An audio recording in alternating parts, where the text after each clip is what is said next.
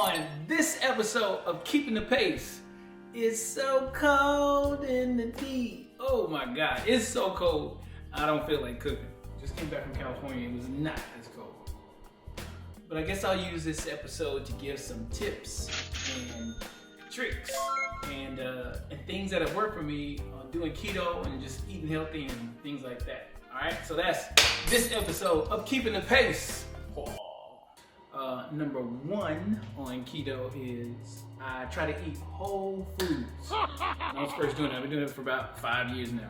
When I was first doing it, I really didn't do like the keto breads or the things that they made keto. It's like processed, but it's like made keto according to somebody. I didn't do that stuff. I just like, if I was going to eat, I was going to eat whole foods. Like if I'm going to eat an apple. I'm not going to eat bread. Well, I don't eat an apple on keto. I'll eat something else. Eat an avocado. But I tried to eat whole foods, like foods that were real and things like that, So that was very successful for me, like whole food. If I made a pizza, which is how I started making these keto pizzas and things. If I made a pizza, I used, 3 ingredients. Eggs, cauliflower, like a water cauliflower, and what's it called? What is that? What is that called? You do that to it, and the little pieces come off of it.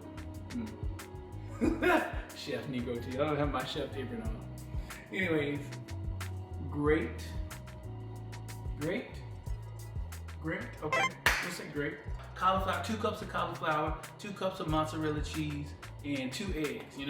And I made that as my pizza crust. Whole foods. I wasn't buying this. I don't know what other people putting in there. And they saying it's keto. I don't know about that, but I know what I'm doing. I drink water.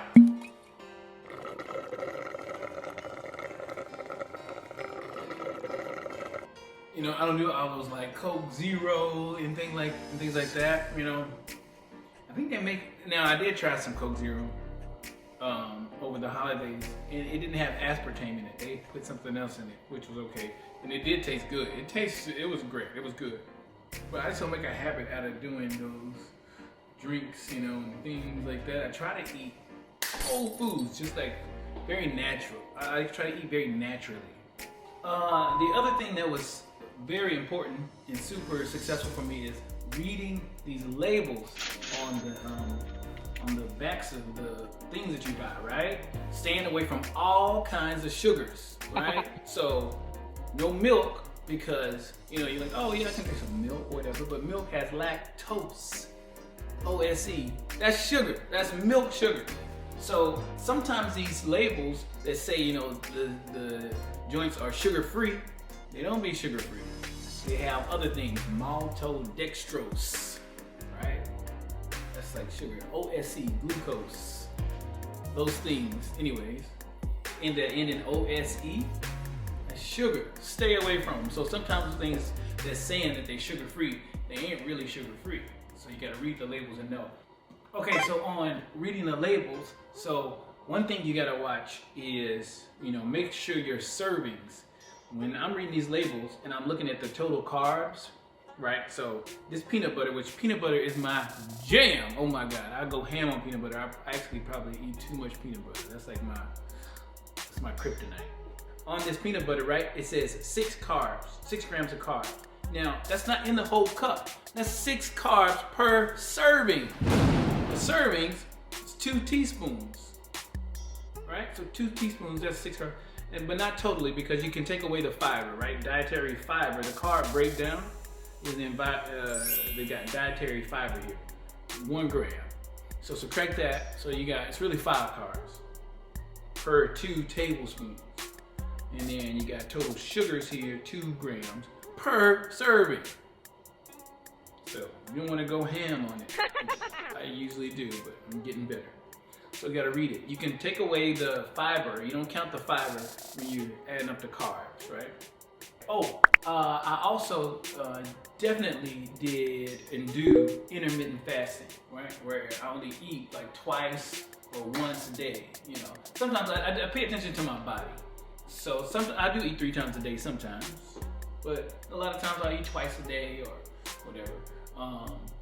And for that reason though, I try to eat very nutrient dense foods that are packed with nutrients, like arugula, okay, salmon, wild caught salmon, olive oil, I do a fair amount of grass-fed beef, pecans. That's the nut that I try to eat, is pecans. They have the lowest amount of carbs and a good amount of fat, so I do pecans. I also heard macadamia nuts are good, but you can kind of go too heavy on those, but whatever. I do pecans usually.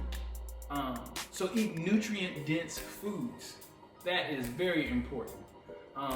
In my coffee, I kind of got started with this because I would tell them what I would put in my coffee, and they'll be like, "Oh my God, you put all that in your coffee?" Yeah, and it tastes great. So in my coffee, I usually do coconut oil. I do butter. I do, where is it? I just ran out of it, but I put collagen, a scoop of collagen in it, and then I also put in heavy cream. And I blend it all together in a blender, and oh my God, it's really good. I feel like the trick is using a blender, because to stir it yourself, it just doesn't get mixed really well with the fat, and sometimes it'll be a fat sitting on top of this. And you don't want that. Sitting on top of the liquid. Kind of want it blended.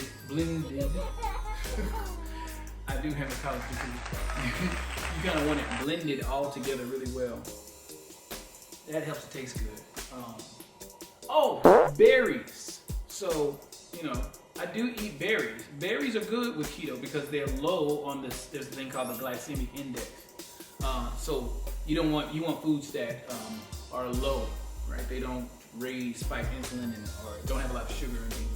So berries is a fruit that's very low on the glycemic index. So I do blackberries, that's my jam. I do blueberries. I even do strawberries.